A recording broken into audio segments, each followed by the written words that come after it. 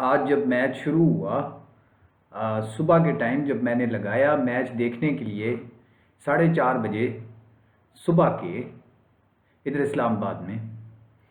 तो पहले 2 ओवर तो ऐसे थे कि उसी में ही मुझे लगा कि इस टेस्ट मैच का ही फैसला हो गया। पाकिस्तान बिल्कुल ऐसे नहीं लग रहा था कि 150 भी बनाएगा। कि पहले मिचेल स्टार्क ने नए बॉल से जिस किस्म का ज़बरदस्त किस्म की पहली 2 बॉलिंग करवाई, वो पूरा ओवर ही मिचेल स्टार्क का बड़ा अच्छा था। पहले वो अंदर लेके आया, फिर उसने बाहर निकाली। अब्दुल्ला शफीक साहब आराम से स्लिप में आउट।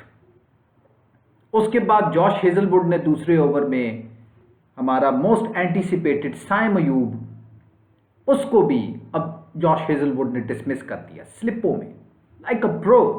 बॉल सीम बाहर निकाली उसने लेफ्ट हैंडर को और स्लिप में उसने कैच करवा दिया। खैर, इसका ये मतलब नहीं है कि इमामुल हक जो हैं वो उनकी पोजीशन जस्टिफाइड थी। एक इनिंग्स के बाद आप एक डेब्यूटांट को इस तरह से जज नहीं कर सकते। वो बच्चा लड़का जो है वो अभी उसका पहला पहला टेस्ट मैच है, पहली पहली इनिंग्स है, और ऑस्ट्रेलिया में आपने सिडनी टेस्ट में उसको धकेल दिया है कि भाई जा डेब्यू कर इधर। अगली इनिंग्स में कुछ ना कुछ करेगा। ये बहुत टैलेंटेड लड़का है ये साइम अयूब। फिर इन पहले 2 ओवरों के बाद फिर बाकी जो पाकिस्तान जो है वो 4 for 2 हो गया था आफ्टर 2 ओवर्स। 4 for 2, और वो 4 भी इस तरह से कि वो शान मसूद ने जो चौका स्क्वायर लेग पे मारा था मिचेल स्टार्क को फौरन ही, क्योंकि वो अब्दुल्ला शफीक बड़े गंदे तरीके से आउट हुआ था ना। तो वो फिर शान मसूद ने फिर डैमेज कंट्रोल थोड़ा सा किया, वो अटैक करके बाउंड्री स्क्वायर लेग पे निकाली कि थोड़ा सा प्रेशर लूज हो। उसने अच्छा विकेट पे रहने की कोशिश की शान मसूद ने, लेकिन इनेविटेबली शान मसूद भी स्लिप्स में आउट हो गए। ऑस्ट्रेलिया ने हर तरीके से पाकिस्तान को आज बांधने की दोबारा कोशिश की, और पाकिस्तान को बांध भी लिया था ऑस्ट्रेलिया ने। लेकिन फिर इन वॉक्स इन रिजवान, ठीक है, 100 पे पाकिस्तान के 5 आउट हो जाते हैं, और फिर रिजवान जो है वो आते हैं। पहले आ गए थे जब 4 आउट हुए थे, 40 for 4 जब हो गए थे तो तब रिजवान आया।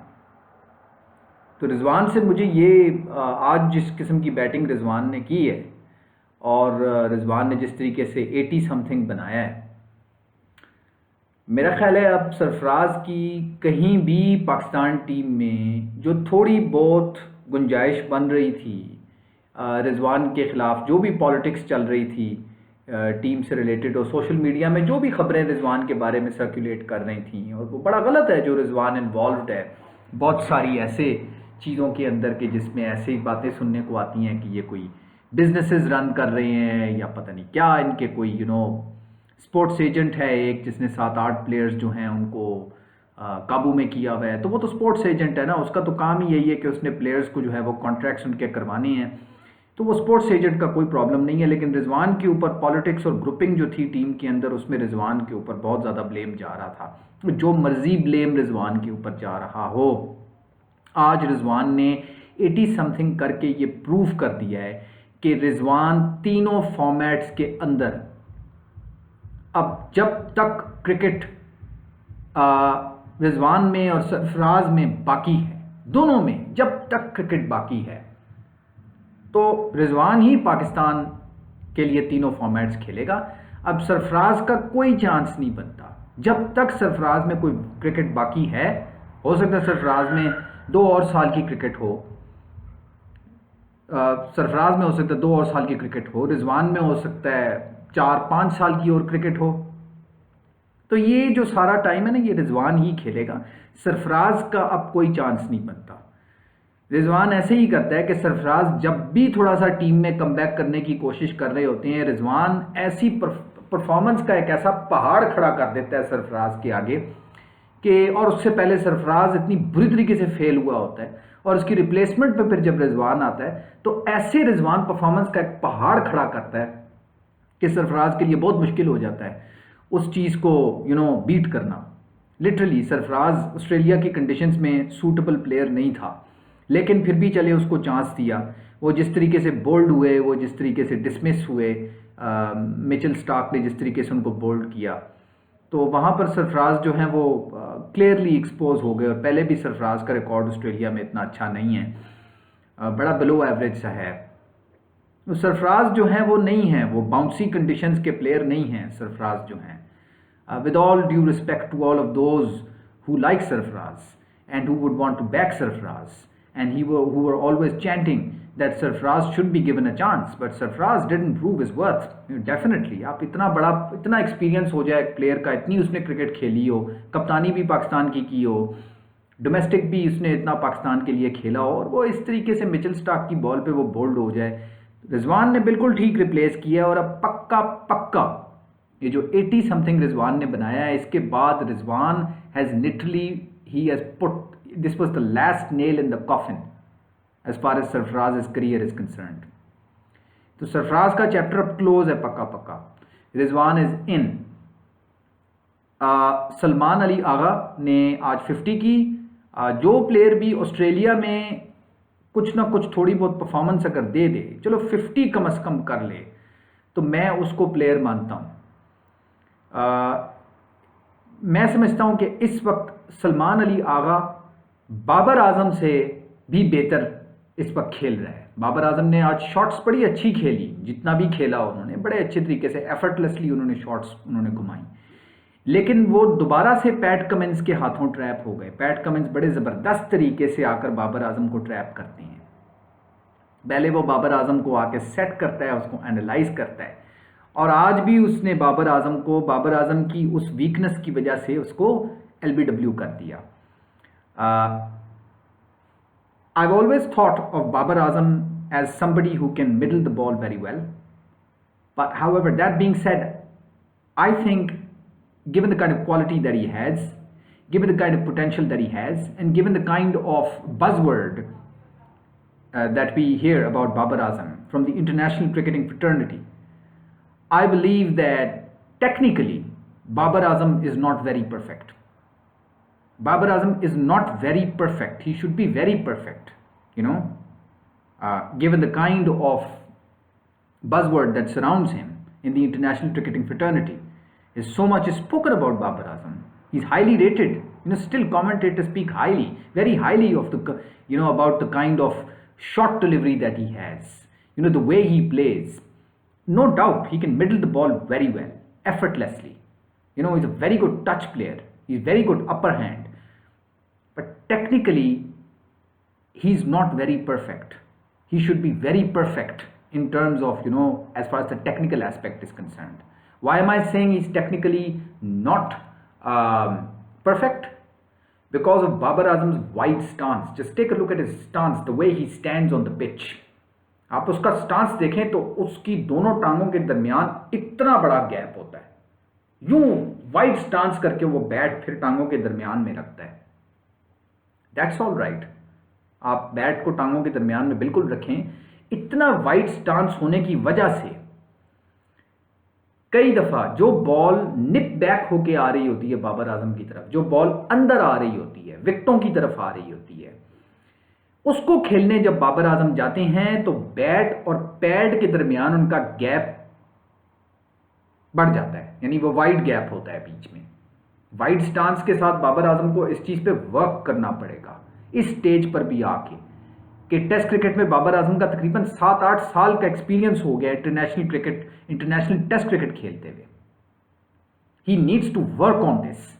Due to his wide stance there is a big gap that whenever the ball is nipping back or seaming in or cutting in at a certain pace, the fast ball, 130s की ball, fast medium,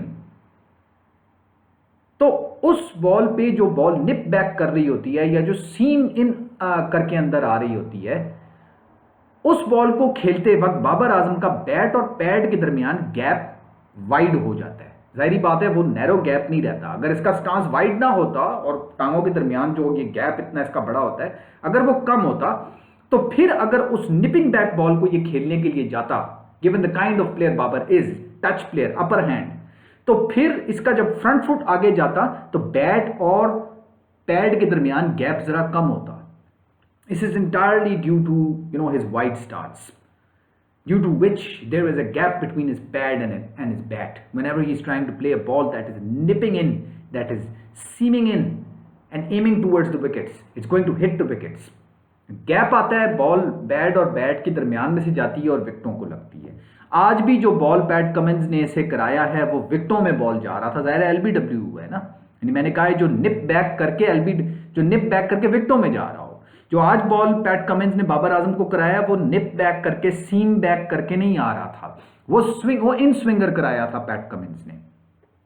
He didn't seam that ball in towards the batsman in order to hit the wickets. He bowled him an in swinger.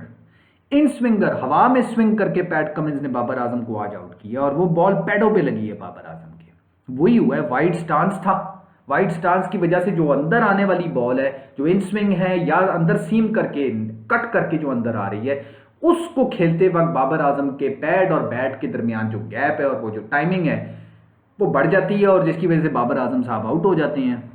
यही आज हुआ है। तो ये एक चीज़ मैंने observe की है कि इसके वाइड स्टांस की वजह से that is a big technical flaw when it comes to Babar Azam's way of batting. I mean this is something that he really needs to work on as far as test cricket is concerned. वो Asia cup का भी जो एक one day का match था उसमें भी बाबर आजम जिस तरीके से बोल्ड हुआ था, वो कौन बॉलर था, वो कोई इंडिया का बॉलर था जिसने बाबर आजम को बोल्ड किया था, वो जिस तरीके से उसने बोल्ड किया था वो ball that ball just sliced him through. इस तरीके से वो बॉल निप बैक करके उसने स्टंप्स उड़ा के रख दी थी। विकेटों में जो भी बैट्समैन आउट होता है ना वो टेक्निकली बड़ा इनकरेक्ट बैट्समैन होता है। मतलब वेरी टेक्निकली करेक्ट बैट्समैन और Martin crow, you know, that is Martin Crowe, because he never, very seldom did it happen in his entire career that Martin Crowe got out in the wickets. कभी bold नहीं हुआ Martin crow. ये Martin crow की एक बात है। इंजमामुल हक भी कभी बोल्ड नहीं हुए। That means that these batsmen were technically very correct. और कोई ना कोई वीकनेस होती है प्लेयर की जिसकी वजह से वो एक्सपोज होता है और बैट और बैट के दरमियान गैप पड़ता है। बाबर आजम की केस में, in the case of Babar Azam, that weakness happens to be his wide stance, due to which whenever the ball is nipping in or cutting in or there is an in swinger that is bowled to him, there is some time that he takes when the bat comes to meet the ball and there is a gap between the pad and the bat. You know, in the case of ball seaming in, it's going to penetrate through this gap and hit the wickets. या अगर इन swinger आ रहा है तो वो LBW होगा, क्योंकि वो time जो है वो डिले हो जाता है। इतना वाइड स्टांस है उसमें टाइम लग जाता है बहुत। इसका जो बाबर आजम का स्टांस है, the kind of player he is, इसका स्टांस जरा नैरो होना चाहिए, particularly in test cricket, particularly in wickets like Australia. ये मेरी थोड़ी सी ऑब्जर्वेशन है। जबरदस्त किस्म की बैटिंग की आज आमिर जमाल ने, लेकिन वो कोई फुल टाइम रेगुलर बैट्समैन नहीं है जो सारे डब करना शुरू हो गए कि हमें तो नया अब्दुल रज़ाक मिल गया, हमें तो नया ऑलराउंडर मिल गया। वो जो सारी शॉट्स उसने लगाई हैं वो he is a bowler, basically he is a bowler who can bat when it's needed. That is precisely what has happened today. So you know, stop creating that pressure on Amir Jamal that, you know, he has batted so well in this innings, so he should repeat this performance in every other innings that is coming up ahead. You know, this is one offer of an innings. Pakistan were almost all out on 220, but then 313 finishing it up. Credit goes to this guy, Amir Jamal, the way he played, the way he batted. So, I think a round of applause for Amir Jamal, the way he played. ज़बरदस्त किस्म की batting की है कि आमिर जमाल ने पाकिस्तान की थोड़ी सी इज्जत रख ली है उसने। लेकिन अब फिर वही सोशल मीडिया पे जो है ना हमारे सारे शुरू हो जाएंगे कि आमिर जमाल ने ऑस्ट्रेलिया को चुप करा दिया, ऑस्ट्रेलिया पे हावी हो गया, ये हो गया, और ये टेस्ट मैच भी पाकिस्तान ने हारना है। थैंक यू वेरी मच, बहुत शुक्रिया।